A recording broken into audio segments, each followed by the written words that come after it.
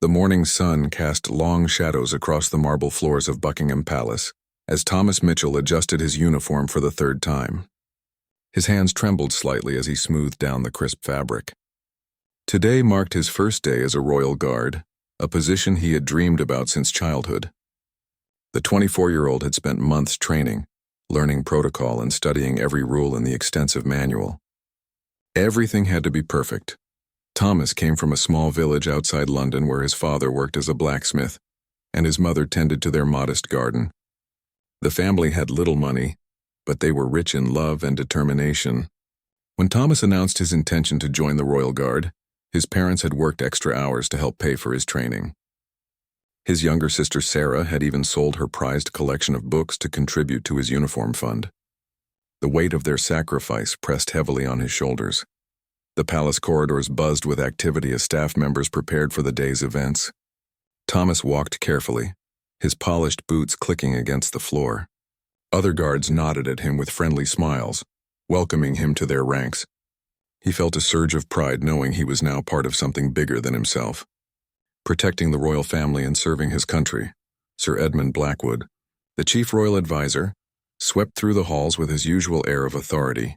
His expensive suit was perfectly tailored, and his silver hair was slicked back without a strand out of place. At 62 years old, Sir Edmund had served the royal family for over 3 decades. He commanded respect from everyone in the palace, and his word was rarely questioned. His stern expression and sharp tongue had made many staff members nervous over the years. Prince George, now 11 years old, bounded down the hallway with the energy typical of a boy his age. Despite his royal status, he maintained a natural curiosity about the world around him. The young prince had always been taught to treat everyone with kindness and respect, lessons instilled by his parents from an early age. His bright eyes sparkled with intelligence, and he possessed a warmth that endeared him to palace staff. As Thomas took his position near the grand entrance, he noticed the intricate details of the palace he had only seen in photographs before. The ornate chandeliers, the beautiful paintings, and the rich tapestries all spoke of centuries of history. He straightened his shoulders and reminded himself of the honor bestowed upon him. This was more than just a job. It was a calling to serve. The morning routine proceeded smoothly until Sir Edmund appeared in the entrance hall. His eyes immediately fell upon Thomas, scanning him from head to toe with obvious disapproval. The advisor's expression darkened as he approached the new guard. Thomas felt his heart rate increase as the imposing figure drew near. Sir Edmund stopped directly in front of Thomas, his cold eyes studying every detail of the young man's appearance. The advisor's reputation for being demanding and critical preceded him, and Thomas could feel the tension building in the air. Other staff members in the vicinity seemed to sense the brewing confrontation and began to slow their pace. Watching from the corners of their eyes, the palace suddenly felt much larger and more intimidating to Thomas as he stood under Sir Edmund's intense scrutiny. He had prepared for many scenarios during his training, but nothing had quite prepared him for this moment. The weight of his family's sacrifice and his own dreams hung in the balance as he waited for the advisor to speak. The ornate clock in the entrance hall ticked loudly, each second stretching like an eternity. Thomas maintained his composure, remembering his training about proper posture and protocol. He kept his eyes forward, refusing to show any sign of weakness despite the growing discomfort of the situation. Sir Edmund's presence seemed to fill the entire space around them. His years of experience had taught him how to use silence as a weapon, and he employed this tactic expertly. The other palace staff continued their duties, but everyone was acutely aware of the drama unfolding near the entrance. Prince George's laughter echoed from somewhere deeper in the palace, a reminder of the innocent joy that existed within these walls. The contrast between the prince's carefree spirit and the tension in the entrance hall could not have been more stark. Thomas drew strength from the sound, remembering why he had chosen this path in the first place. The morning light streaming through the tall windows illuminated the scene, casting Sir Edmund's shadow across Thomas's polished boots. This moment would prove to be far more significant than anyone could have imagined, setting in motion a series of events that would test not only Thomas's resolve, but also reveal the true character of those around him. Sir Edmund's voice cut through the morning silence like a blade. His words were sharp and filled with disdain as he addressed Thomas directly. The advisor's eyes narrowed as he began to list what he perceived as imperfections in the young guard's appearance. His tone suggested that Thomas was somehow beneath the standards expected in the royal household. The criticism came in waves, each comment designed to undermine Thomas's confidence. Sir Edmund pointed out minor details that no one else would have noticed, speaking as if Thomas's very presence was an insult to the palace. The advisor's voice carried across the entrance hall, ensuring that other staff members could hear every harsh word. His intention was clear: to establish dominance and put the new guard in what he considered to be his proper place. Thomas felt his cheeks burn with embarrassment as the verbal assault continued. He had spent hours preparing that morning, checking and rechecking every aspect of his uniform.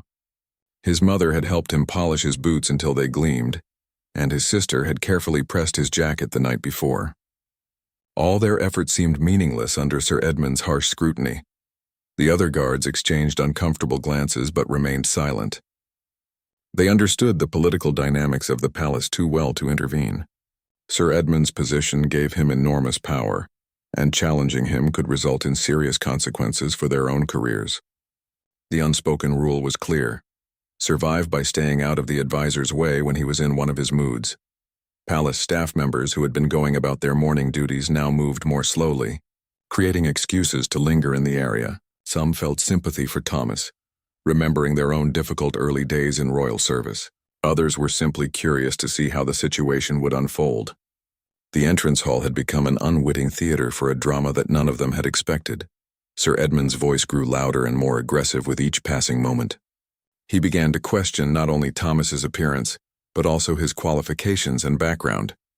The advisor made pointed comments about the young man's humble origins, suggesting that someone from such a simple family could never truly understand the refinement required for royal service. His words were calculated to inflict maximum damage to Thomas's self-esteem. The weight of the moment pressed down on Thomas's shoulders like a physical force.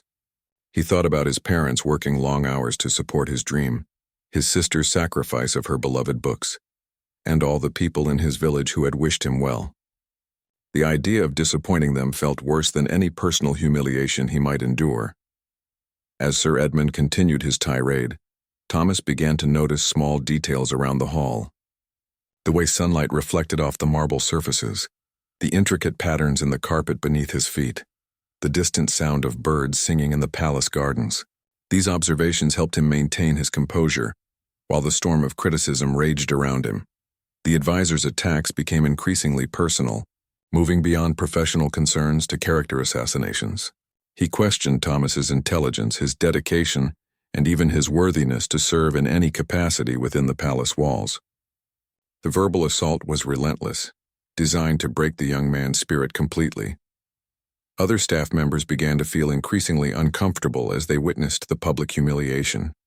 Some remembered their own encounters with Sir Edmund's wrath, while others simply felt that the situation had gone too far. The advisor's behavior was becoming more extreme than usual. Even by his own harsh standards, Thomas's training had taught him to remain silent and respectful in the face of authority, but nothing had prepared him for this level of personal attack. He struggled to maintain his military bearing while his confidence crumbled under the constant barrage of insults. The young guard's dreams of honorable service seemed to be dissolving before his eyes. The entrance hall felt like it was closing in around Thomas, as Sir Edmund's voice echoed off the marble walls. The advisor showed no signs of stopping his verbal assault, seeming to feed off the young man's obvious distress. The situation had escalated far beyond a simple correction of protocol or appearance. In the distance, footsteps could be heard approaching the entrance hall. The sound was light and quick, suggesting someone young moving with purpose through the palace corridors. None of the adults in the hall paid much attention to the approaching sounds, too focused on the drama unfolding before them. Sir Edmund's final comments were the harshest yet, questioning whether Thomas belonged anywhere near the royal family. The advisor's words hung in the air like poison, threatening to destroy not only the young guard's first day but possibly his entire career before it had truly begun. The culminating moment of Sir Edmund's verbal assault came when he decided that words alone were insufficient to make his point. His face had grown red with anger, and his breathing had become more labored as he worked himself into a state of righteous indignation. The advisor's eyes gleamed with a cruel satisfaction as he prepared to deliver what he considered the ultimate humiliation. With a voice that carried the full weight of his authority, Sir Edmund commanded Thomas to bow before him. The order was not given as a request or suggestion, but as an absolute demand that brooked no resistance. The advisor's tone made it clear that he expected immediate and complete compliance, regardless of how inappropriate or degrading the command might be. The entrance hall fell into stunned silence. Even the most hardened palace staff members were shocked by the extreme nature of Sir Edmund's demand. Requiring a guard to bow to anyone other than members of the royal family was completely against protocol and deeply humiliating. The advisor had crossed a line that most people in the palace had never seen crossed before. Thomas felt his world tilting as the words sank in. His training had taught him to follow orders from his superiors, but this request went against everything he understood about proper protocol and personal dignity. The young guard's mind raced as he tried to process what was being asked of him and how he should respond. The other guards in the vicinity shifted uncomfortably, knowing that they were witnessing something that violated the very foundations of royal service. They understood the chain of command, but they also knew that Sir Edmund's demand was completely inappropriate. None of them, however, felt brave enough to speak up against the powerful advisor. Palace staff members who had been pretending to work while watching the confrontation now stopped all pretense. They stared openly at the scene unfolding before them, unable to believe what they were witnessing. Some felt sick to their stomachs watching the public humiliation of a young man who had done nothing wrong. Sir Edmund's demand hung in the air like a dark cloud. The advisor stood with his arms crossed, clearly expecting Thomas to comply immediately. His expression showed no mercy or understanding, only the cold satisfaction of someone exercising power over another human being. The moment stretched on, with everyone in the hall waiting to see what would happen next. Thomas's hands began to shake slightly as he struggled with the impossible choice before him. Complying with the demand would destroy his dignity and possibly set a precedent for future humiliations. Refusing, however, could end his career before it had truly begun and disappoint everyone who had supported his dream. The young guard thought about his father's calloused hands from years of honest work, his mother's gentle encouragement, and his sister's sacrifice. He wondered what they would want him to do in this situation. Would they prefer that he preserve his dignity or secure his position regardless of the personal cost? Sir Edmund's patience was wearing thin as he waited for compliance. The advisor's foot began tapping impatiently against the marble floor, creating a rhythm that echoed through the silent hall. His expression grew even more stern as the seconds passed without the expected response from Thomas. The atmosphere in the entrance hall had become thick with tension and anticipation. Everyone present understood that they were witnessing a pivotal moment that would have consequences far beyond the immediate confrontation. The way this situation resolved would send a message about power, dignity, and justice within the palace walls. Thomas slowly began to lower his head, feeling the weight of impossible circumstances pressing down on him. The movement was reluctant and painful, representing the crushing of a young man's spirit under the wheel of arbitrary authority. His dreams of honorable service seemed to be crumbling with each inch that he bent forward. Just as Thomas's head reached the point where his bow would become unmistakable, a clear young voice rang out across the entrance hall. The sound cut through the tension like a ray of sunlight breaking through storm clouds.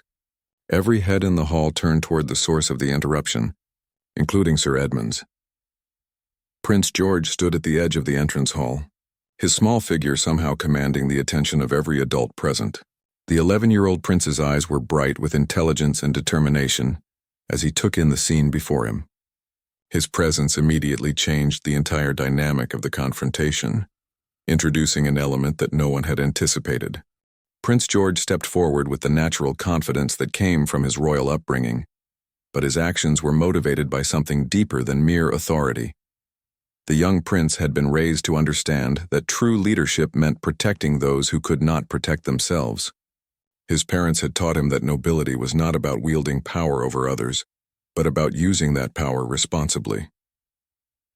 The prince's clear voice carried across the entrance hall as he addressed Sir Edmund directly. His words were polite but firm, demonstrating the diplomatic skills he had been learning since early childhood. Prince George questioned the appropriateness of the advisor's demand, pointing out that such behavior was not in keeping with the values of the royal household. Sir Edmund's face underwent a dramatic transformation as he realized who was speaking to him. The anger and arrogance that had defined his expression moments before gave way to surprise and barely concealed irritation.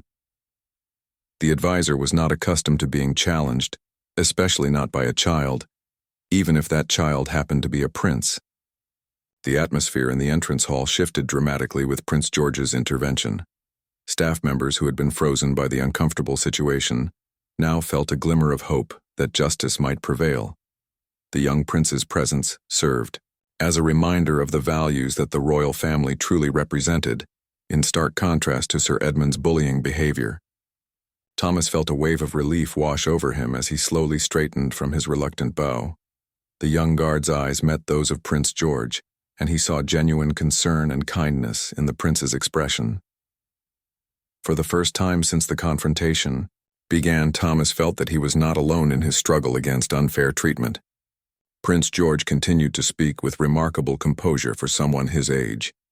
He explained to Sir Edmund that the guard had done nothing wrong, and that demanding such humiliation was beneath the dignity of the royal household.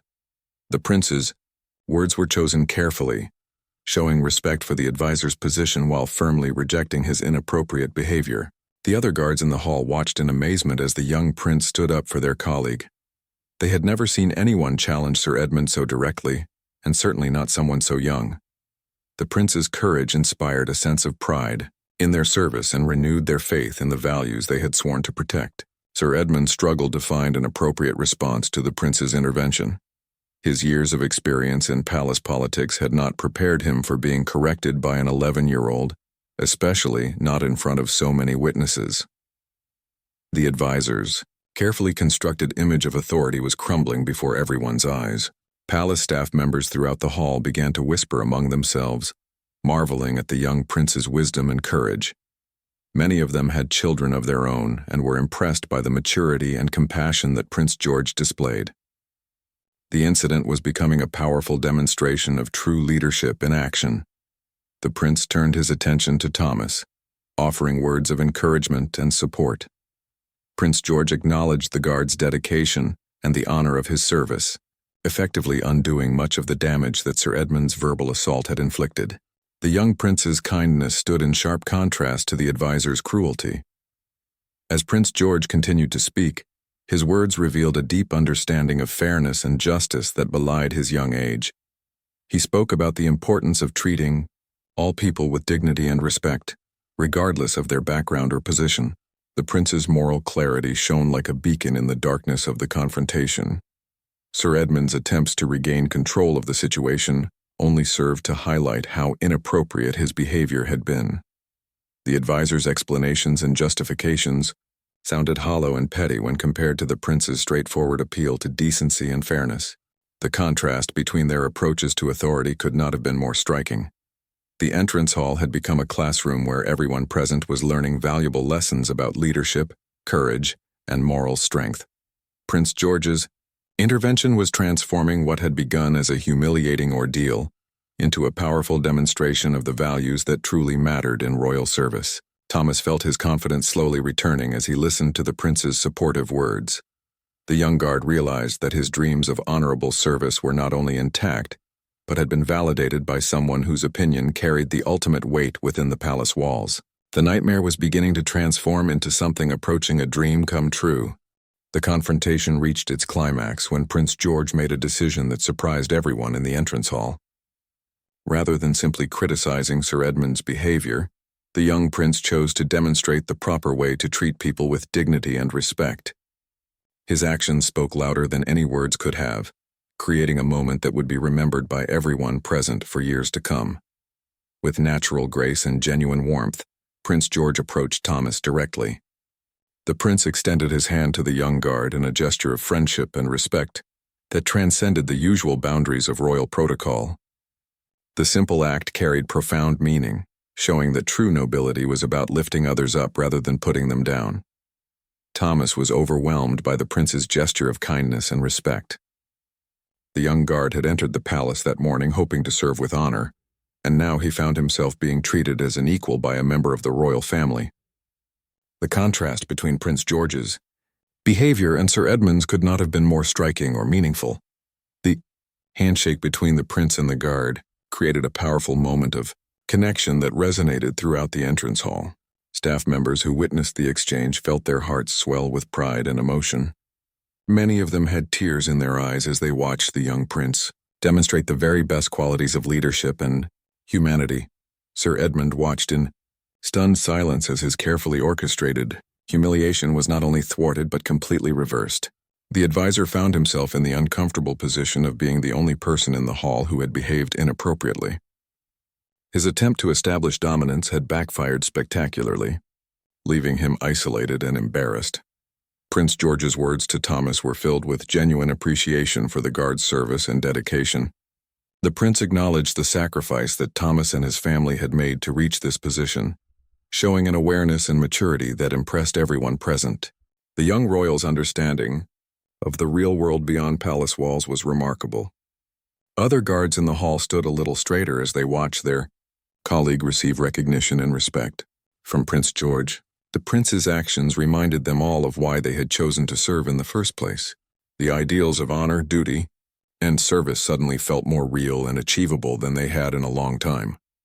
Palace staff members throughout the area began to relax for the first time since the confrontation had begun. The tension that had filled the entrance hall was gradually being replaced by a sense of warmth and community. Prince George's intervention had restored balance and justice to a situation that had threatened to spiral completely out of control. The prince took the opportunity to address not just Thomas but everyone present about the importance of treating each other with kindness and respect. His words were simple but profound, expressing values that resonated with people from all backgrounds and positions within the palace hierarchy. The young prince's wisdom seemed to come from a place of genuine understanding rather than mere training. Sir Edmund realized that his position and authority meant nothing if they were not exercised with wisdom and compassion. The advisor's years of experience in palace politics had taught him many things, but he had apparently forgotten some of the most fundamental lessons about human decency. The contrast with Prince George's natural leadership was humbling and educational. Thomas felt a transformation taking place within himself as he stood in the presence of true nobility. The young guard's understanding of what it meant to serve had been deepened and enriched by witnessing Prince George's example. His commitment to his duties was now strengthened by a clearer vision of the values he was protecting. The entrance hall had become a place of healing and learning rather than conflict and humiliation. Prince George's intervention had turned what could have been a traumatic experience into a powerful lesson about the difference between authority and leadership. Everyone present had been touched by the prince's wisdom and compassion. As the immediate crisis passed, the normal activities of the palace began to resume, but with a new sense of purpose and unity. The staff members who had witnessed the exchange carried with them a renewed appreciation for the values that made their service meaningful. The ripple effects of Prince George's actions would continue to influence the palace atmosphere for months to come. The young prince's handling of the situation had demonstrated that true power came not from the ability to humiliate others but from the capacity to inspire and uplift them. His actions had created a moment of genuine transformation that touched every person in the entrance hall and would continue to inspire them in their daily work. The aftermath of Prince George's intervention brought about changes that extended far beyond the entrance hall of Buckingham Palace. Word of the young prince's compassionate leadership spread quickly throughout the royal household, inspiring staff members at every level to reflect on their own behavior and values.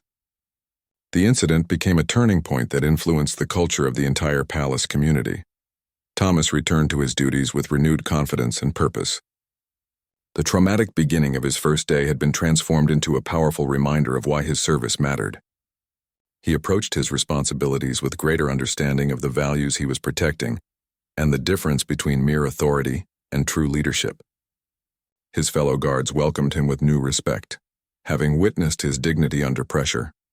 Sir Edmund faced a period of serious reflection about his behavior and management style.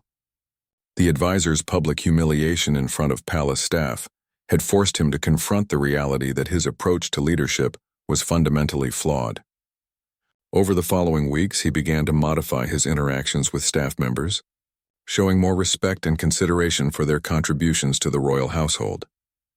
The story of Prince George's intervention spread beyond the palace walls, reaching Thomas's family in their small village.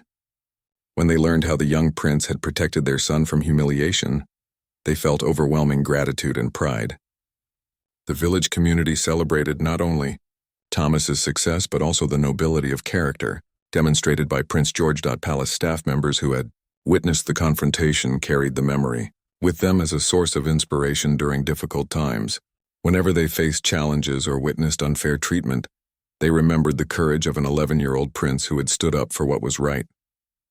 The incident became a touchstone for the values that truly mattered in royal service. Prince George himself seemed unchanged by the praise and attention his actions had generated. The young prince continued his daily routines and studies with the same natural grace and kindness he had always shown. His parents were proud but not surprised by his behavior, recognizing the character traits they had worked so hard to instill in him. The incident prompted broader discussions within the royal household about leadership, respect, and the treatment of staff members. Senior officials implemented new training programs focused on respectful communication and appropriate use of authority. The changes ensured that future incidents like the one involving Thomas would be much less likely to occur. Thomas's career flourished in the months and years that followed his difficult first day.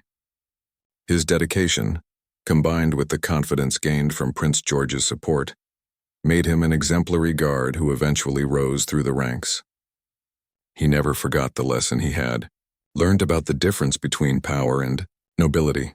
The entrance hall where the confrontation had taken place became a symbol of transformation and justice within the palace. Staff members would sometimes pause there to remember the day when a young prince had shown them what true leadership looked like. The marble floors and ornate decorations remained the same, but the space had been imbued with new meaning. Years later, when Thomas had children of his own, he would tell them the story of Prince George's intervention.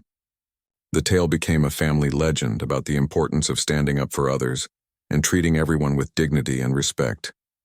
Thomas's children grew up understanding that true nobility had nothing to do with titles or wealth, but everything to do with character. Sir Edmund eventually became a more effective and respected leader within the palace hierarchy. The advisor's encounter with Prince George had taught him valuable lessons about the proper use of authority and the importance of treating subordinates with respect. His later years of service were marked by a more collaborative and compassionate approach to management. The ripple effects of that single morning continued to influence the palace community for decades. New staff members would hear the story during their orientation, learning from the beginning of their service what standards of behavior were expected and valued. The incident had become part of the institutional memory that shaped the culture of the royal household. Prince George's actions on that memorable morning established a foundation of character that would serve him well throughout his life. The young prince had demonstrated that true leadership required courage, compassion, and a willingness to stand up for others regardless of the personal cost. His intervention had not only saved Thomas from humiliation, but had also created a lasting legacy of dignity and respect. The story became a testament to the power of individual action to create positive change. One young person's decision to do what was right had transformed a moment of cruelty into an opportunity for growth and learning. The entrance hall confrontation had ended not with victory or defeat, but with a deeper understanding of what it truly meant to serve with honor.